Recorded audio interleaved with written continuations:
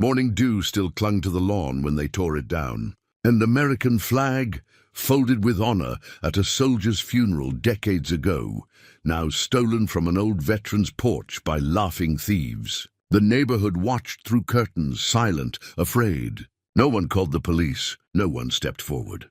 But what they didn't know was that Walter Hayes had brothers who never forgot a debt, and by sunset, 150 Harleys would surround the thieves' house like thunder, wrapping around shame. Before we jump back in, tell us where you're tuning in from, and if this story touches you, make sure you're subscribed, because tomorrow, I've saved something extra special for you. The sun rose gently over Maplewood Terrace, a street where oak trees stretched their branches over modest homes and children's bicycles leaned against white picket fences. At the end of the cul-de-sac stood a small brick house with blue shutters, tidy hedges, and a single American flag hanging from the porch. That flag wasn't decoration. It was memory, honor, and sacrifice stitched into fabric.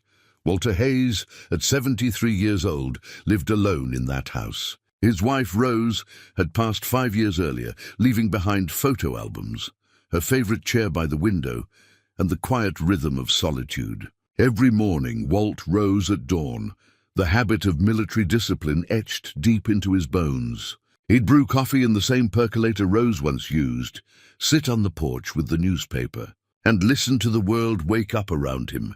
His neighbors knew him as the quiet man who kept his lawn trimmed, who waved politely but rarely lingered for conversation. Some knew he was a veteran.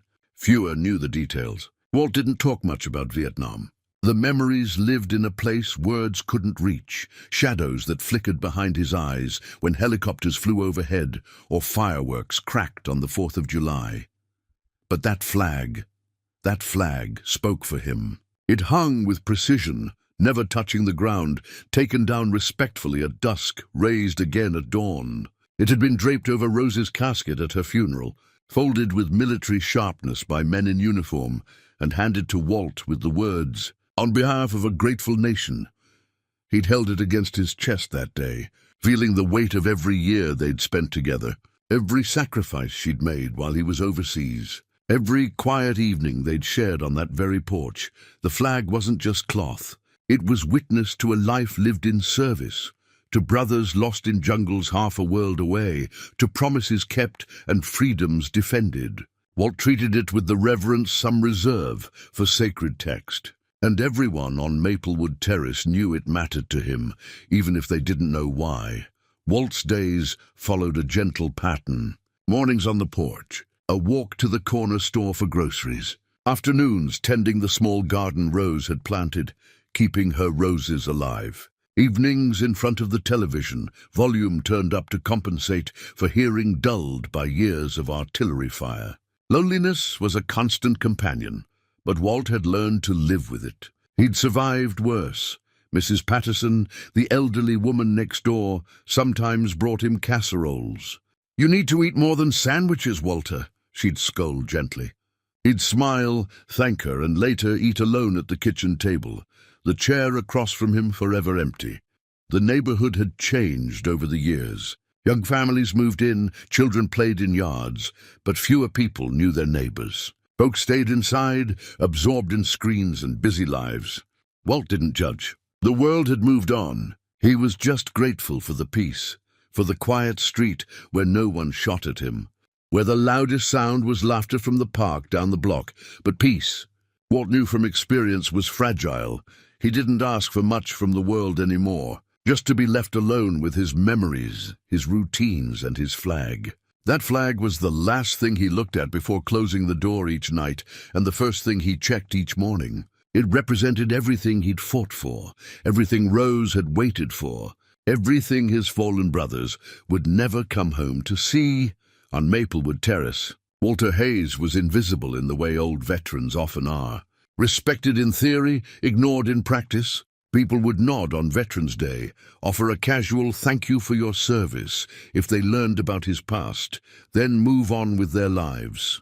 Walt didn't need fanfare. He'd done his duty. The flag was enough recognition, but invisibility has a cost. When you're unseen, you're also unprotected.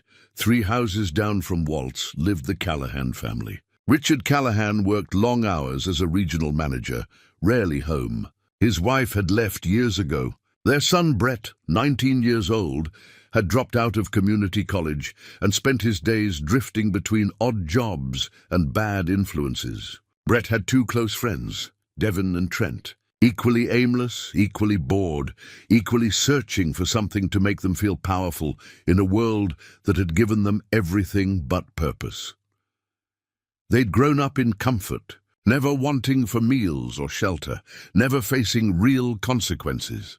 Participation trophies lined their childhood shelves. Authority figures had always been negotiable, and as they grew older, that comfort curdled into entitlement, that lack of consequences into arrogance. Brett noticed the old man at the end of the street, the one who sat alone on his porch each morning. He noticed the flag too. Guy's obsessed with that thing, Brett muttered to Devon one afternoon as they drove past. Takes it down every night like it's made of gold, Devon smirked. Probably thinks he's some kind of hero. Trent, sitting in the back seat, laughed. Bet we could mess with him. Old guy like that, what's he gonna do? The idea took root, not out of malice exactly, but out of the casual cruelty that grows in spaces where empathy has never been cultivated. To them it was just a prank, a way to feel bold, to laugh at someone else's expense. They didn't think about what the flag meant. They didn't care. Walt had no idea a storm was gathering 3 houses down. He had no idea that the quiet street he'd trusted for decades was about to teach him that some betrayals come not from enemies, but from neighbors. He went to bed that night as he always did, checking the lock on the door, glancing once more at the folded flag on the mantel, the one from Rose's funeral that he kept inside, outside, hanging from the porch. The other flag swayed gently in the night breeze. By morning it would be gone, and Walter Hayes, a man who had survived war, loss, and loneliness, would face a different kind of battle, one fought not with weapons but with dignity. And when he made a single phone call to men he'd helped decades before, the entire neighborhood would learn what happens when you disrespect a veteran. But that was still hours away. For now the street was quiet. The flag hung in the darkness, and Walt slept, dreaming of jungles and the face of his beloved Rose. Walter woke at 5:30, as he always did. The house was still dark, silent, except for the hum of the refrigerator and the distant bark of a dog somewhere down the block. He shuffled to the kitchen, his knees protesting the cold morning air, and started the coffee. The ritual was sacred, unchanging. Coffee, newspaper, porch. He pulled on his veteran's cap, the one with the Vietnam service ribbon embroidered on the front, and opened the front door. The cool air hit his face, carrying the scent of dew and fresh-cut grass. He stepped onto the porch, coffee mug in hand, ready to watch the sun paint the sky. But something was wrong. The flagpole was bare. Walt froze, his heart stuttering in his chest. He blinked, thinking perhaps his old eyes were playing tricks in the dim pre-dawn light. But no, the clips dangled empty, swaying slightly in the breeze. The flag was gone. His coffee mug slipped from his fingers, shattering on the wooden planks. Brown liquid spread across the porch, but Walt didn't notice. He stepped forward, gripping the empty flagpole with both hands, staring up at the vacant space where Old Glory should have been flying. "No," he whispered. "No, no, no." He turned, scanning the yard, hoping maybe it had fallen, blown loose in the night. But the lawn was empty. The hedges revealed nothing. The street stretched quiet and undisturbed in the early morning light. Someone had taken it. Someone had climbed onto his porch in the darkness and stolen the flag. Walt's chest tightened. His breathing came shallow and quick. The world tilted slightly, and he gripped the railing to steady himself. This wasn't just theft. This was desecration. That flag had flown over his home for 15 years. It had weathered storms, seasons, and sorrows. It had been a constant when everything else in his life had changed. He stumbled back inside, his hands shaking as he reached for the phone. He dialed 911, his voice trembling when the dispatcher answered. "Someone stole my flag," he said. "My American flag. From my porch." There was a pause. "Sir, is this an emergency?" "It's theft," Walt said, his voice rising. "Someone came onto my property and stole—" "I understand, sir. I'll have an officer come by to take a report. It might be a few hours." "A few hours?" Walt's voice cracked. "Someone stole— We'll send someone as soon as possible, Mr. Hayes, Walter Hayes." The line went quiet for a moment, then the dispatcher's tone softened slightly. "We'll have someone there, Mr. Hayes. Try to stay calm." The call ended. Walt stood in his kitchen, the phone still pressed to his ear, feeling more alone than he had since Rose's funeral. Hours passed. Walt sat on his porch, staring at the empty flagpole, refusing to go inside. Neighbors began emerging from their homes, heading to work, walking dogs, loading children into cars. Several glanced his way. Some noticed the missing flag. None stopped to ask. Mrs. Patterson came out to water her flowers. She saw Walt sitting there, his face pale, his hands folded tightly in his lap. She hesitated, then looked away and went back inside. A jogger passed by. Earbuds in, eyes forward, a mail carrier delivered letters. Nodded politely, moved on. The neighborhood carried on as if nothing had happened. Finally, around 10 in the morning, a police cruiser pulled up. Officer Garrett, young and professional but clearly overworked, stepped out with a clipboard. "Mr. Hayes, I'm here about the stolen flag." Walt stood, his knees aching from sitting so long. "Thank you for coming. Someone took it last night. Climbed right up here and—" Officer Garrett nodded, writing notes. "Any security cameras?" "No. Any witnesses?" "I was asleep. But someone on this street must have seen something." Garrett glanced around at the quiet houses, curtains drawn, driveways empty. "We can file a report, Mr. Hayes. I'll ask around, see if anyone noticed anything. But I have to be honest with you. Property theft like this, it's hard to recover, especially without evidence." Walt's voice hardened. "It's not just property. It's the American flag. I understand, sir, and I'm sorry this happened. But unless we have suspects or witnesses—" Garrett's radio crackled. He glanced at it, then back at Walt. "I'll do what I can." He took down the information, promised to follow up, and left. Walt watched the cruiser disappear around the corner, knowing deep down that nothing would come of it. He was right. By afternoon, the story had made its way through the neighborhood grapevine. Whispers at the mailbox, texts between stay-at-home parents. A post on the neighborhood Facebook group, "Did you hear someone stole Walt Hayes's flag?" "That's terrible," comments trickled in. "So disrespectful. Who would do that?" "I hope they catch them," but no one admitted to seeing anything. No one offered help. No one came forward. 3 houses down, Brett Callahan sat in his bedroom, the stolen flag stuffed in his closet. He and Devin and Trent had done it on a dare, climbing onto the porch just after midnight, unhooking the flag while stifling laughter. It had felt thrilling in the moment, rebellious, a story to tell. Now in daylight, with the weight of it real, Brett felt a flicker of something uncomfortable. Not quite guilt, but unease. Still, he said nothing. Admitting it meant consequences, and consequences were something Brett had learned to avoid. His father came home that evening, tired and distracted. "Heard old Walt's flag got stolen," Richard muttered, loosening his tie. "Shame," Brett shrugged, scrolling through his phone. Yeah, Richard didn't press. He never did. Meanwhile, Walt sat alone in his living room, staring at the folded flag on the mantel, the one from Rose's funeral. His chest ached with more than just loss. It ached with betrayal. He'd served his country. He'd sacrificed years, friends, peace of mind. And now, in the place he called home, surrounded by people he'd lived near for decades, no one cared enough to stand up. The sun set. The porch remained empty. The street grew dark, and Walter Hayes, for the first time in years, felt the cold, creeping weight of being truly invisible.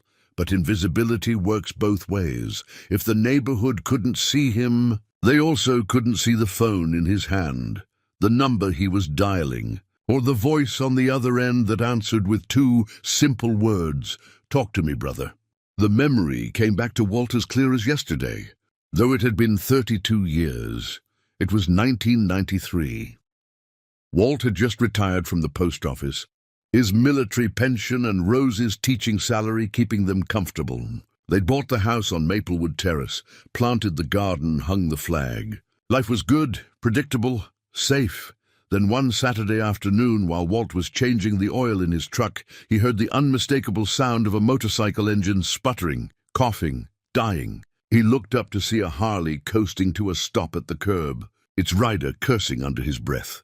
The man was broad-shouldered, heavily tattooed, wearing a leather vest with patches that read Hell's Angels MC. His beard was thick, his expression frustrated as he kicked the bike's tire. Most people on Maplewood Terrace would have gone inside, locked the door, pretended not to notice. But Walt had spent enough time in the military to know that patches and leather didn't define a man's character. He wiped his hands on a rag and walked over. Engine trouble? The biker looked up, surprised. Carburetor's flooded. Been riding since dawn. Pushed her too hard. Walt nodded. I worked on Harleys back in the day. Mind if I take a look? The biker's eyes narrowed with suspicion, then softened. You serious? Dead serious. For the next 2 hours, Walt and the biker, who introduced himself as Vincent Romano, worked side by side in Walt's driveway. Rose brought out iced tea. Neighbors peeked through curtains, whispering, but Walt didn't care. By sunset, the Harley roared back to life, strong and steady. Vincent stood, wiping grease from his hands, respect clear in his eyes. You didn't have to do that, Walt shrugged. We all need help sometimes. Vincent extended his hand. Vincent Romano. They call me Grip, Walt shook it. Walter Hayes. They call me Walt, Grip smiled. You're former military, aren't you? Vietnam. Long time ago, Grip nodded slowly. My father served. Korea. Never talked about it much. He glanced at the flag hanging from Walt's porch. That means something to you? Everything, Walt said quietly. Grip reached into his vest and pulled out a worn card, pressing it into Walt's palm. You ever need anything, brother, you call this number? Day or night, doesn't matter what it is. We don't forget debts. Walt had smiled, slipped the card into his pocket, and figured he'd never use it. What could he possibly need from a biker gang? But he'd kept the card, through the years. Through Rose's illness and death, through the quiet loneliness that followed. It had stayed in his wallet, yellowed and creased, a relic of a random act of kindness, until tonight. Now, sitting in his dark living room, Walt pulled out that card. His hand shook as he dialed the number, half expecting it to be disconnected after 3 decades. It rang once, twice, then a gravelly voice answered. Yeah? Is this Vincent Romano? A pause. Who's asking? Walter Hayes. You broke down outside my house in '93. I helped you fix your carburetor. The silence stretched so long, Walt thought the line had gone dead. Then Grip's voice came back, softer, tinged with disbelief. Walt? The Vietnam vet? Maplewood Terrace. That's me. Brother, I never forgot you. What's wrong? Walt's voice cracked. Someone stole my flag. The American flag from my porch. I called the police, but they don't care. The neighborhood saw it happen, and no one said a word. I know it sounds small, but it's not small, Grip cut in, his voice hard as steel. Disrespecting a veteran. Disrespecting the flag? That's not small, Walt. That's an insult to everything you fought for. I don't know who did it. I feel invisible. Like everything I gave doesn't matter. You matter, brother. And whoever did this is about to learn a lesson. Grip's tone shifted, becoming commanding. Give me your address. Don't do anything. Just sit tight. Walt rattled off the address, his heart pounding. We'll handle this, Grip said. And Walt? You're not invisible. Not anymore.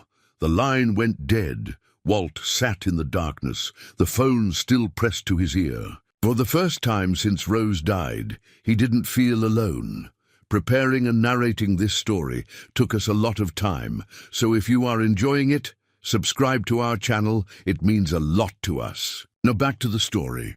Across town, in a garage that smelled of oil and leather, Vincent Grip Romano stood among his brothers. The Hells Angels had grown since 1993. What had been a tight crew of 20 was now a chapter of over 150. They'd seen wars, losses, betrayals, and triumphs. But one thing had never changed: loyalty. Grip addressed the room, his voice carrying over the hum of engines being tuned. Brothers, we've got a situation. A Vietnam vet, a man who helped me when no one else would, just had his flag stolen. The neighborhood watched. The cops don't care. And this man, who served his country, who fought so we could ride free, is sitting in his house tonight feeling forgotten. The room went silent. Sledge, a mountain of a man with a scar running down his jaw, spoke first. "Where's the thief?" "We don't know yet," Grip said. "But we're going to find out." Wrench, leaner but no less intimidating, cracked his knuckles. "When do we ride?" Grip's eyes swept the room, meeting the gaze of every man present. "Tonight. We ride for Walt, and we remind that neighborhood what respect looks like." Engines roared to life. Leather vests were zipped. Helmets were secured. 150 Harleys lined up in formation, their chrome gleaming under the streetlights, and as they rolled out into the night, the sound was like thunder promising a storm. Back on Maplewood Terrace, Walt sat on his porch, staring at the empty flagpole. The street was quiet. The stars were out. Somewhere in the distance, he heard the faint rumble of engines. He closed his eyes and waited. The neighborhood had no idea what was coming. The rumble started as a whisper on the wind, so faint that most people dismissed it as distant thunder. But Walt knew that sound. He'd heard it 32 years ago when Vincent Romano's Harley had roared back to life in his driveway. He knew it in his bones. The sound grew louder, deeper, not one engine but many, a chorus of chrome and steel building like an approaching storm. Porch lights flickered on up and down Maplewood Terrace. Curtains twitched. Doors cracked open as residents peered into the darkness, trying to locate the source of the growing thunder. Then they appeared. 150 Harleys turned onto Maplewood Terrace in perfect formation, headlights blazing like dragon eyes in the darkness. The sound was deafening, shaking windows, rattling doors, sending dogs barking and car alarms wailing. The ground itself seemed to tremble under the weight of their arrival. Children pressed their faces against windows. Parents pulled them back, hearts racing. Mrs. Patterson clutched her chest, eyes wide with disbelief. All along the street, people emerged onto porches and lawns, phones raised, recording the spectacle unfolding before them. The convoy split with military precision, motorcycles lining both sides of the street, forming a corridor of leather and chrome that stretched from one end of the block to the other. Engines idled in synchronized rhythm, a mechanical heartbeat that filled the suburban silence with raw, undeniable power. Walt stood slowly from his porch chair, his hand gripping the railing for support. His eyes burned with tears he refused to let fall. They came. They actually came. At the head of the formation, Vincent "Grip" Romano dismounted, his boots hitting the pavement with authority. Behind him, Sledge and Wrench flanked his sides, and behind them, 147 brothers stood in silent solidarity. Their leather vests bore patches earned through loyalty and brotherhood, their faces weathered by roads traveled and battles fought. Grip walked up Walt's driveway, his gaze steady and filled with respect. When he reached the porch, he extended his hand. "Been a long time, Walt." Walt's voice trembled. "Vincent, you didn't have to." "Yes, we did," Grip said firmly. He glanced at the empty flagpole, his jaw tightening. "Who did this?" "I don't know," Walt admitted. "Nobody saw anything. Or if they did, they're not talking." Grip turned to face the neighborhood. Every porch, every window, every shadow held watching eyes. He raised his voice, letting it carry across the stunned silence. "My name is Vincent Romano. These are my brothers. 32 years ago, this man helped me when I was stranded and alone. He didn't have to. He didn't ask for anything in return. He just did what was right." He paused, letting the weight of his words settle. "Tonight someone stole his flag, the American flag. The flag this man earned the right to fly through his service in Vietnam." The neighborhood held its breath. Grip's voice hardened. "We know someone on this street knows what happened. We know someone saw something, and we're not leaving until that flag is returned and the people responsible are held accountable." Silence. No one moved. No one spoke. Then, 3 houses down, a light flickered off. A curtain quickly closed, Grip noticed. So did Sledge. "That house," Sledge rumbled, pointing to the Callahan residence. Grip nodded. "Let's pay them a visit." The angels moved as one, their boots echoing against the pavement as they walked toward the Callahan house. Walt followed behind, his heart pounding in his chest. Neighbors watched from their porches, phones still recording, as 150 bikers surrounded a single suburban home. Grip knocked on the door. Not aggressively, but firmly, the kind of knock that demanded an answer. Inside, Brett Callahan's blood ran cold. He'd been watching from his bedroom window, had seen the convoy arrive, had heard Grip's speech. His father wasn't home. He was alone with Devin and Trent, both of whom looked ready to bolt out the back door. "Don't answer it," Devin whispered, his voice shaking, but Grip knocked again. Louder this time, Brett's hands trembled as he descended the stairs. Through the frosted glass of the front door, he could see shadows, so many shadows. He unlocked the door, opened it a crack, and immediately wished he hadn't. Vincent Romano stood on his porch, flanked by sledge and wrench. Behind them, the street was a sea of leather and steel. Brett's throat went dry. "You Brett Callahan?" Grip asked, his voice calm, but carrying an edge that could cut glass. Yes. Where's the flag?" Brett's face went pale. "I don't." Sledge stepped forward, his massive frame blocking out the porch light. "Don't lie, kid. We know you took it. Now you've got two choices. You can return it and apologize to that veteran out there, or we can make this a much longer conversation." Brett's eyes darted past them to Walt. Standing at the edge of the driveway, his weathered face illuminated by headlights. For the first time, Brett saw him, really saw him, not as the quiet old man at the end of the street, but as a human being. Someone who'd sacrificed, someone who'd served, someone who deserved better. Shame burned hotter than fear. It's in my closet," Brett stammered. "I'll get it." He disappeared inside, returning moments later with the flag clutched in his trembling hands. It was wrinkled, dirty from being stuffed in the closet. Brett walked down the driveway, his steps heavy, feeling the weight of 150 gazes on him. He stopped in front of Walt. "I'm sorry," Brett whispered, his voice breaking. "I'm so sorry. It was stupid. I wasn't thinking." Walt took the flag from his hands, holding it gently as if it might break. His eyes glistened, but his voice was steady. "Do you understand what this represents?" Brett nodded, tears streaming down his face. "Yes, sir. I do now." Walt looked at him for a long moment, then nodded. "Then make sure you never forget." Grip placed a hand on Walt's shoulder. "You want us to do anything else?"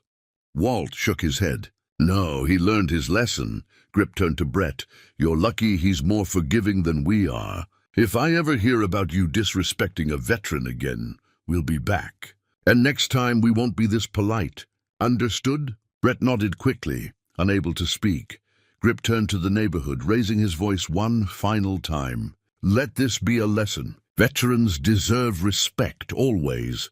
The angels mounted their bikes. Engines roared back to life, the sound filling the night once more. They rolled out in formation, their headlights disappearing into the darkness, leaving behind a street forever changed. Walt stood on his lawn, clutching his flag, watching them go. The rumble faded, replaced by silence, but this silence felt different, heavier, full of meaning, and as Walt climbed his porch steps to hang the flag back where it belonged, he realized something profound. He wasn't invisible anymore. By morning, the videos had gone viral. Dozens of neighbors had recorded the arrival of the Hells Angels on Maplewood Terrace. Clips flooded social media, shared thousands of times within hours. Headlines appeared on local news sites. 150 bikers defend. Vietnam veteran after flag theft. Hells. Angels restore honor to elderly vet. Neighborhood learns powerful lesson about respect. The comment sections exploded with reactions. "This is what brotherhood looks like. That kid got off easy. Respect to the veteran for his grace. Why didn't anyone help him before the bikers showed up? Shame on that neighborhood. Faith in humanity restored." Real loyalty right there. Walt woke that morning to his phone buzzing continuously. Voicemails from news stations requesting interviews. Text messages from relatives he hadn't heard from in years. Emails from veteran organizations offering support. The world, it seemed, had finally seen him. But more importantly, so had his neighbors. Mrs. Patterson was the first to knock on his door, carrying a still warm apple pie. Her eyes were red-rimmed, her voice thick with emotion. "Walter, I'm so sorry. I saw what happened the morning your flag was stolen, and I did nothing. I was afraid, and that's no excuse." She pressed the pie into his hands. "You deserved better from all of us." Walt's throat tightened. "Thank you, Eleanor. That means a lot." Throughout the day, more neighbors came. Some brought food. Others offered handshakes and apologies. A young father with 2 small children knocked hesitantly. "Mr. Hayes, I wanted my kids to meet you, to understand what you did for our country." He knelt beside his daughter. "This man is a hero, and we should have stood up for him." The little girl looked up at Walt with wide eyes. "Thank you for your service, Mr. Hayes." Walt's weathered hand trembled as he shook the child's tiny one. "You're very welcome, sweetheart." By afternoon, the street felt different. People lingered outside, actually talking to each other for the first time in years. The invisible walls between houses seemed to dissolve. What had been a collection of strangers living side by side became, slowly, a community, but not everyone was ready to forgive themselves. 3 houses down, Brett Callahan hadn't left his room. He lay on his bed, staring at the ceiling, replaying the moment he'd handed the flag back to Walt. The shame was suffocating. His phone buzzed with messages from friends who'd seen the videos. "Dude, you're famous for all the wrong reasons. Can't believe you did that to a vet. You're lucky they didn't beat you down." His father, Richard, had come home late the previous night, saw the videos online, and stood in Brett's doorway without saying a word. The disappointment in his eyes had been worse than any lecture. Now, mid-morning, Richard knocked softly and entered. "Get up," he said, his voice quiet but firm. Brett sat up slowly. "Dad, we're going to see Mr. Hayes. You're going to apologize properly. And then you're going to ask him how you can make this right." Brett's stomach churned. "I already apologized. Last night you apologized because you were terrified. Today you apologize because you understand what you did." Richard's expression softened slightly. "Come on, it's time to be a man." 20 minutes later, Brett stood on Walt's porch with his father beside him. His hands shook as he knocked. Walt answered, surprise flickering across his face when he saw them. "Mr. Hayes," Richard began. "I'm Richard Callahan, Brett's father. I want to apologize for not raising my son to know better. What he did was inexcusable." Walt nodded slowly, then turned his gaze to Brett. Brett swallowed hard. "Mr. Hayes, I know I said sorry last night, but I need to say it again. I was wrong. I was cruel. I didn't think about what that flag meant to you, or what you sacrificed." His voice cracked. "I want to make it right. Whatever I can do, I'll do it." Walt studied him for a long moment, then gestured to the porch chairs. "Sit." They sat. Walt lowered himself into his chair, the one he'd sat in every morning for 15 years. "You know what that flag represents to me?" Walt asked quietly. Brett shook his head. "It represents brothers I lost in Vietnam. Young men who never made it home. It represents my wife Rose, who waited years for me to return, who held this family together while I was gone." Walt's voice grew thick. "It represents every promise this country made, every freedom we fought to protect. When you took that flag, you didn't just take fabric. You took memory. You took honor." Tears streamed down Brett's face. "I'm so sorry." Walt leaned forward. "But here's the thing about honor, son. It can be restored. You made a mistake, a bad one, but you owned up to it. That takes courage." He paused. "My lawn needs mowing. My gutters need cleaning. My garden could use some work. You come here every Saturday for the next 3 months and help me. And while you work, I'll tell you stories. About the war. About Rose. About why that flag matters." Brett nodded quickly. "Yes, sir. I'll be here. I promise." Richard placed a hand on his son's shoulder, pride and relief mixing in his expression. As they left, Walt sat back in his chair, watching the flag ripple in the breeze. He'd hung it back up the night before, taking extra care to ensure it was perfect. Down the street, a small crowd had gathered at the corner. Neighbors who'd once hurried past each other now stood talking, laughing, connecting. Children played in yards while parents watched from porches. The street felt alive in a way it hadn't in years. That evening, Walt received a phone call. "Walt, it's Grip. Vincent, I wanted to thank you again." "No need, brother. I'm calling because the news picked up the story. We've been getting calls all day from veterans across the state. Guys who feel forgotten, who've had similar things happen." Grip paused. "We're organizing a ride, a tribute to veterans, and we want you to lead it." Walt's breath caught. "Me? You reminded people what respect looks like. Now let's remind them that veterans matter. What do you say?"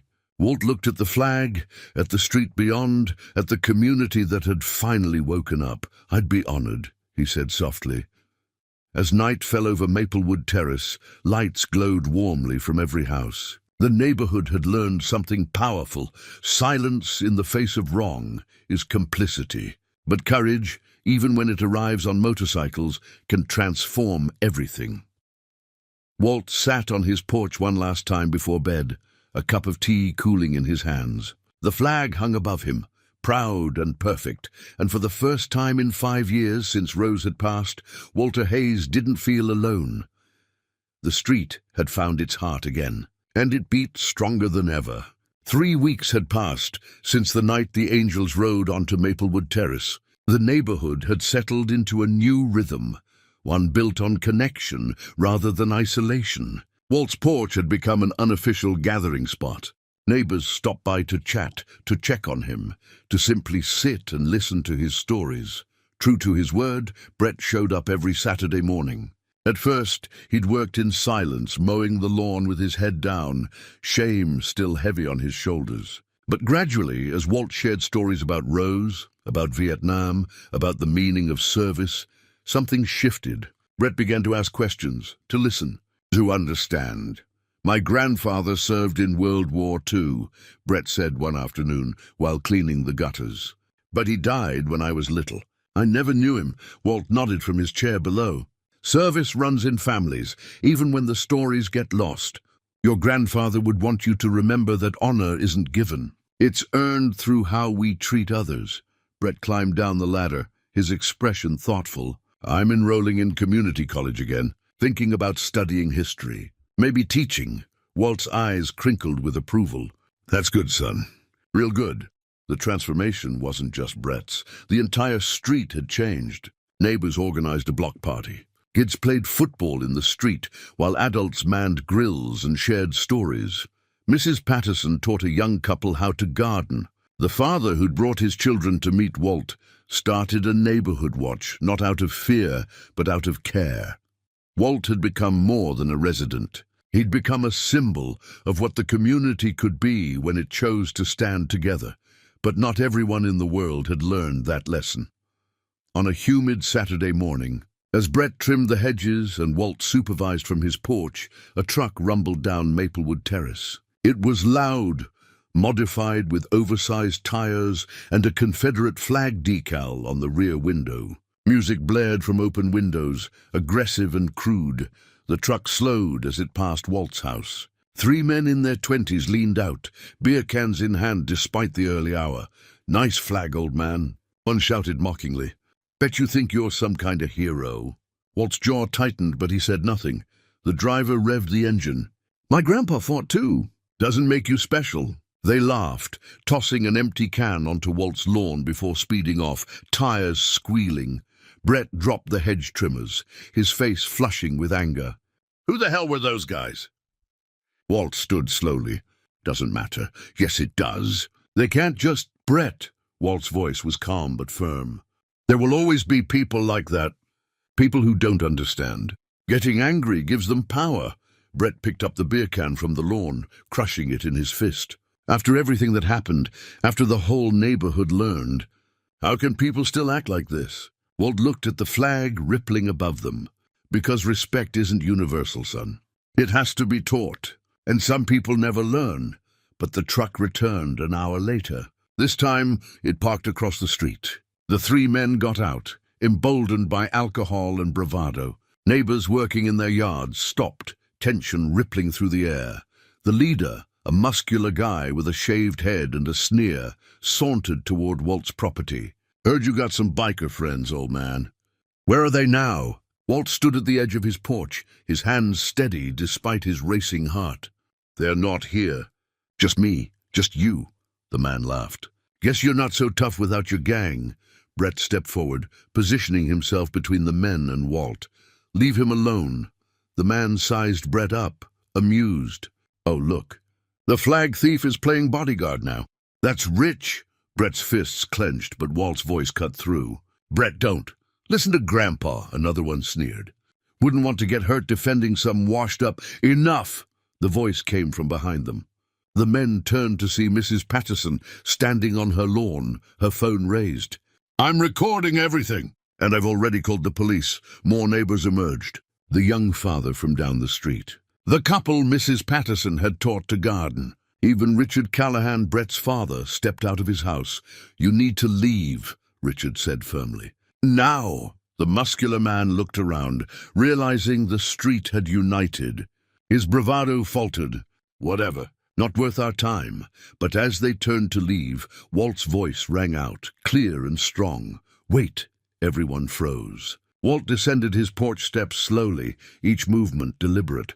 He walked right up to the leader, looking him in the eye. "You think because I'm old, I'm weak. You think because I need help sometimes, I'm helpless." Walt's voice didn't waver. "I fought for this country so people like you could have the freedom to disrespect me. That's your right. But know this, I don't need bikers to stand up for me. I never did. They came because that's what family does. And now, so does this neighborhood." He gestured to the people lining the street. "You want to mock me, go ahead. But you'll have to mock all of them too. Because we stand together now." The man's sneer faded. He glanced at the phones recording him, at the unified faces, at the old veteran who refused to back down. Without another word, he and his friends climbed into the truck and left. The street erupted in applause. Neighbors rushed over, patting Walt on the back, checking if he was okay.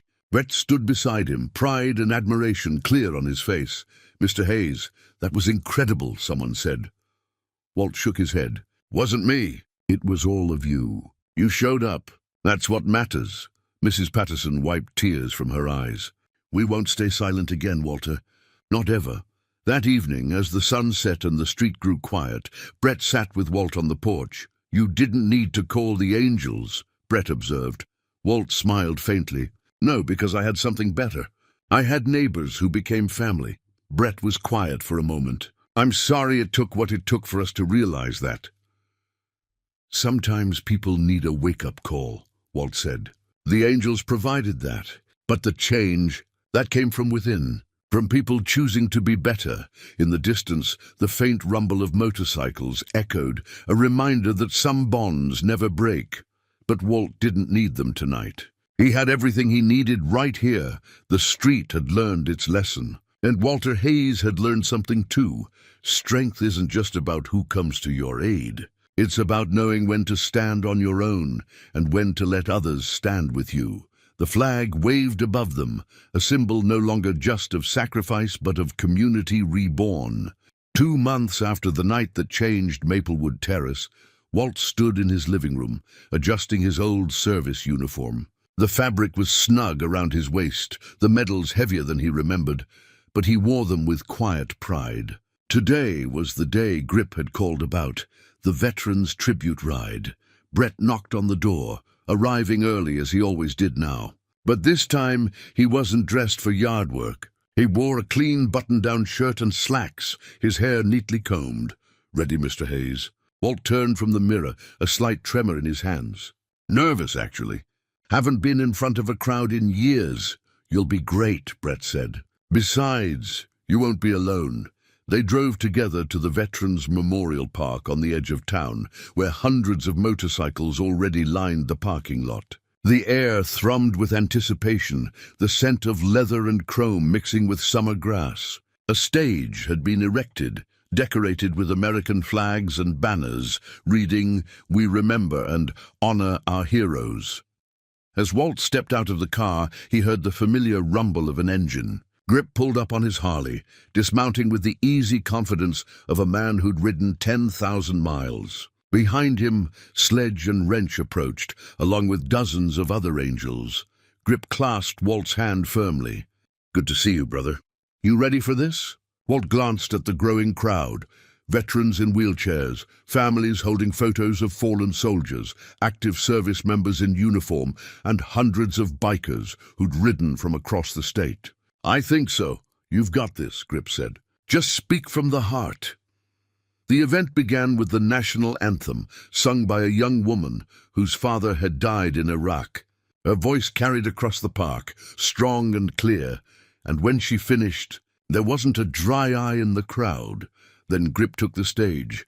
Brothers and sisters, we're here today because 2 months ago, something happened that reminded us what we're really about. A veteran, a man who served his country with honor, had his flag stolen. His neighborhood stayed silent. The system failed him. Grip's voice grew stronger. But loyalty didn't fail. And today, we ride not just for Walter Hayes, but for every veteran who's ever felt forgotten. The crowd erupted in applause. Engines revved in solidarity. Grip extended his hand toward Walt. "Walt, come on up here." Walt's legs felt unsteady as he climbed the steps, but Brett was there offering support. The crowd quieted as Walt stood before the microphone, looking out at a sea of faces, some familiar, most strangers, all united in respect. He cleared his throat, his voice wavering at first. "I'm not much of a speaker. Never have been. But I want to tell you what happened to me and what I learned." He told them about the flag, about the theft, about the silence that followed. He told them about calling Grip, about the night 150 angels surrounded a suburban street and changed everything. "But here's what matters most," Walt said, his voice growing stronger. "It wasn't just about getting my flag back. It was about remembering that we're not alone, that loyalty exists, that when we stand together we're stronger than any fear or cruelty." He paused, emotion thick in his throat. "I spent years feeling invisible, like my service didn't matter anymore, like the sacrifices we made were forgotten. But that night taught me something. We're only invisible if we let ourselves be. And we're only forgotten if we stop reminding each other why we matter." The crowd was silent, hanging on every word. "So today, I want to thank Vincent and his brothers. I want to thank my neighbors who found their courage. And I want to thank every veteran here for your service, your sacrifice, and for never giving up, even when the world forgets to say thank you." The applause was thunderous. Veterans stood saluting. Bikers revved their engines in tribute. Walt stepped back from the microphone, overwhelmed, and Grip pulled him into a firm embrace. "You did good, brother."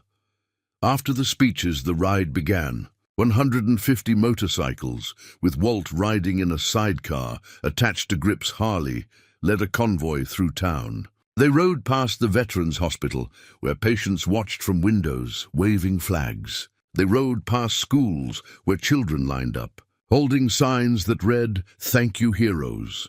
They rode through downtown, where shopkeepers stepped out to applaud, and they rode past Maplewood Terrace, where every neighbor stood on their lawns, flags in hand, cheering as the convoy passed. Brett stood at the front, saluting as Walt rode by. When the ride ended back at the park, Grip led Walt to a quiet spot under an oak tree. Sledge and Wrench joined them, along with several senior members of the club. Grip reached into his vest and pulled out a leather patch. Similar to the one Emily had received in the story, Walt didn't know existed, but different in design. It bore the Angel's emblem, but also an American flag and the words "Brother in Arms." "This isn't a member patch," Grip explained. "It's something more. It means you're family. It means no matter where we are, you're one of us. And it means your sacrifice will never be forgotten as long as we ride." Walt took the patch with trembling hands, running his fingers over the stitching. "I don't know what to say." "Don't say anything," Sledge rumbled. "Just know you're never alone." Wrench clapped his shoulder. "We've got your six, Walt, always." As the sun began to set, casting golden light across the park, Walt sat with his brothers, watching families pack up, veterans embrace, and riders prepare for the journey home. The patch rested in his lap, a tangible reminder that loyalty was real, that brotherhood transcended blood, and that service was never truly forgotten. Brett approached quietly. "Mr. Hayes, I'm heading out. You need a ride." Walt shook his head. Grip's taking me home. But Brett? He stood, placing a hand on the young man's shoulder. Thank you. For everything. You've become a good man. Brett's eyes glistened. Because you showed me how. The ride home was peaceful, the rumble of the Harley beneath him, the wind cool against his face. When they reached Maplewood Terrace, the street was lit with porch lights, neighbors still outside, the sense of community palpable. Grip helped Walt out of the sidecar. You good? Walt nodded. Better than I've been in years. We'll check in soon. And remember, you've got that number. Anytime, anywhere, I know, Walt said. Thank you, Vincent. For everything. Grip mounted his bike, gave a final salute, and rode off into the night. The sound of his engine fading like a promise carried on the wind. Walt climbed his porch steps slowly, his body tired, but his spirit full. He touched the flag, still hanging proudly above his door, then looked at the patch Grip had given him. He'd frame it tomorrow, hang it beside Rose's photo, a reminder that family came in many forms. Inside, he made tea and sat in Rose's chair by the window, looking out at the street. Maplewood Terrace was quiet now, peaceful, but it hummed with life in a way it hadn't before. Walt had learned something profound over these past months. Respect isn't demanded, it's earned. Community isn't inherited, it's built. And loyalty, true loyalty, is forged in moments when standing up costs something. The flag outside rippled in the evening breeze, a symbol of everything Walt had fought for, everything Rose had supported, and everything the neighborhood had become. Walter Hayes was no longer invisible. He was seen, valued, and loved, and on Maplewood Terrace, the flag would wave forever as a reminder that when good people stand together, honor will always triumph over cruelty. Up next, you've got 2 more standout stories right on your screen. If this one hit the mark, you won't want to pass these up. Just click and check them out. And don't forget to subscribe and turn on the notification bell so you don't miss any upload from us.